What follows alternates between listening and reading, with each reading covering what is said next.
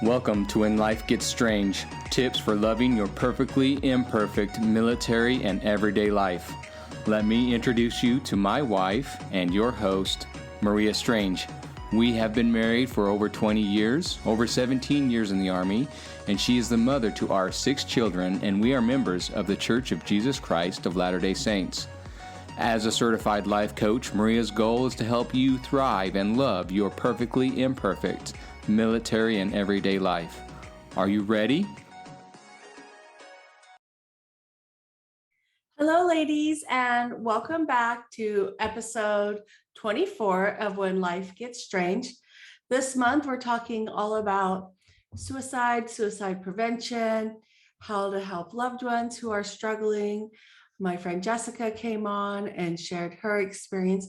And today I want to talk to you a little bit about if you are the one who is struggling with suicidal thoughts. And I want you to know that you're not alone. No matter how much pain you're in right now, you are not alone. Many people have had suicidal thoughts at some point in their lives. Feeling suicidal, it's not a character defect. It doesn't mean that you're crazy or weak or flawed. All it means is that you have more pain than you know how to handle right now. However, with time and support, you can overcome those problems, and the pain and the suicidal feelings will pass. Some of the finest, most admired, needed, and talented people have been where you are now. Many of us have thought about taking our own lives when we felt overwhelmed by depression and devoid of all help. But the pain of depression can be treated and hope can be renewed. I have seen that. I personally haven't struggled with suicidal thoughts, but I have been really depressed and I didn't know how to cope with the day-to-day, what was going on in my life, and through friends and talking to a therapist and working with a life coach, I was able to come out of that depression. So no matter where you are or what your situation is, there are people who need you. There are places where you can make a difference and experiences that can remind you that life is worth living. It takes real courage to face death and to step back. And you can use that courage to face life. You can learn coping skills for overcoming depression and for finding the strength to keep going. There's 5 things that I really want you to remember. 1, your emotions are not fixed. They are constantly changing. What you feel today may be totally different than how you felt yesterday or how you're going to feel tomorrow or next week. Your absence would create grief and anguish in the lives of friends and loved ones. There's so much. 3, there's so much that you can still accomplish in your life. 4, there's so many experiences, sights, sounds, things you haven't seen and done that have the ability to delight you and to lift you, and you would miss out on those things. 5, your ability to experience pleasurable emotions is equal to your ability to experience distressing emotions. So in life coaching, we teach that life is 50-50. You're going to have good and you're going to have the bad. And so to really experience the good, you're going to experience some of the distressing, some of the emotions that we say is negative, and it's going to be okay. There are many. Why do I feel suicidal? A lot of people want to know, why do I feel this way? And there's many kinds of emotional pain that can lead to thoughts of suicide. They're unique to each person, and the ability to deal with them and to cope is different for each person because we are all different. There are, however, some common causes that may lead us to experience suicidal thoughts and feelings. Maybe you can't come up with another solution. Your brain just can't think of anything else to get rid of that emotional pain because that pain is so hard that it's distorting your thinking, and it becomes harder and harder to see possible solutions to your problems. And that's why connecting with others is so important. A therapist, a counselor, friends, loved ones, a life coach, all of those people can help you to see other solutions that because of your pain, you might not be able to see. A suicidal crisis is almost always temporary.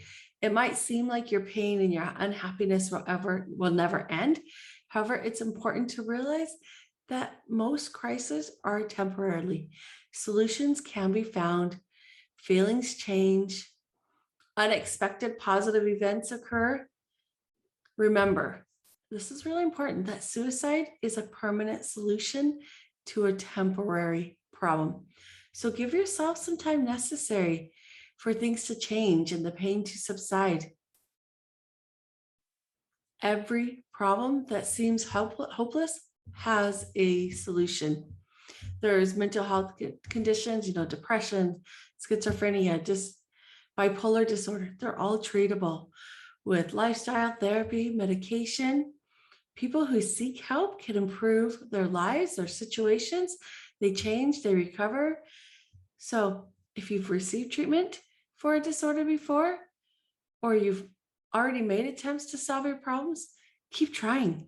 There might be a different approach that you need to take, or the right solution or combination of solutions that will work together. Medication that's prescribed, finding the right doses, finding the right self-care sometimes can make all of the difference. I know for me personally, to not fall into a state to depression, that I have to exercise. I have to eat foods that make my body feel good. I have to cut out a lot of the sugars that I love because those things don't help me feel 100%. I shower every day and get dressed. I do my hair and makeup, even if I don't really feel like it. 9 times out of 10, those are the things that I'm going to do, because in that moment where I don't feel like it, if I let that one out, then I start to spin and just feel more and more yucky. But when I take care of myself and I do my routine, I start to feel better. Now, if you feel so suicidal at this moment, these are 5 steps that you can immediately take. According to, I found these on the internet as I was looking for how to help somebody when they're feeling suicidal. Step 1 is promise not to do anything right now. Even though you're in a lot of pain, do your best to wait. Wait 24 hours, wait a week. Thoughts and actions are totally 2 different things. Your suicidal thoughts, they do not have to become a reality. There's no deadline. No one's pushing you to act on those thoughts immediately. Wait and put some distance between your suicidal thoughts and your action. When you're feeling suicidal, step 2 is to avoid drugs and alcohol, because they can make your suicidal thoughts more prominent.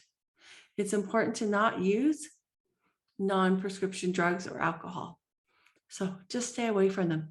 Step 3, make your home a safe place. Remove the things that you could hurt yourself with. If you can't do that, go somewhere where you feel safe. If you're thinking of overdosing on medicine, give them to somebody who can return them to you one day at a time or as you need them. So make your home safe. Step 4, don't keep these feelings to yourself. Find somebody you trust and share. Call the National Suicide Hotline. There are people waiting to help you. Reach out. My inbox is always open. And if the first person you reach out to doesn't understand, try somebody else. Just talking about how you're feeling and how you got to this point can release a lot of that pressure and help you be able to find a way to cope. Step 5, take help. Take hope. People do get through this.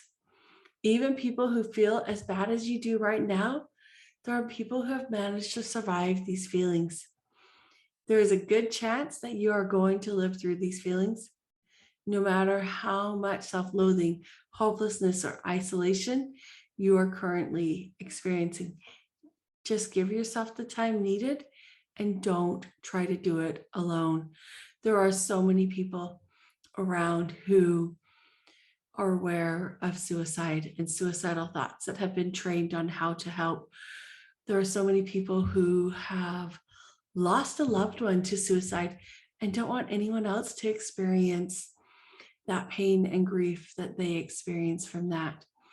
So if you don't know where to turn, the National Suicide Prevention Line, their number is 1-800-273-TALK, which is 8255. Reach out to your chaplain, to your military, to the Military One Source. They offer free counseling.